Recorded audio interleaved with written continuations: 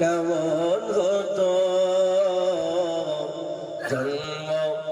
আমার নবীর যোগে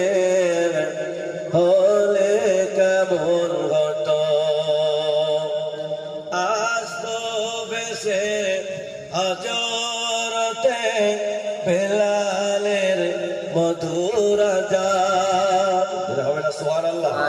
চিল্লে হবে না সুবহানাল্লাহ আমার ভাইয়েরা আমার যুবকেরা কারাজা বেলাল হুজুরের আযান দেখতে ছিল কালো কিন্তু অন্তর ছিল ভালো বাবা আল্লাহর নবী হুজুর আমার মিরাজ থেকে ফিরলেন বাবা বেলাল এদিকে এসো বাবা তুমি কি আমল করো আমি রাসূলুল্লাহ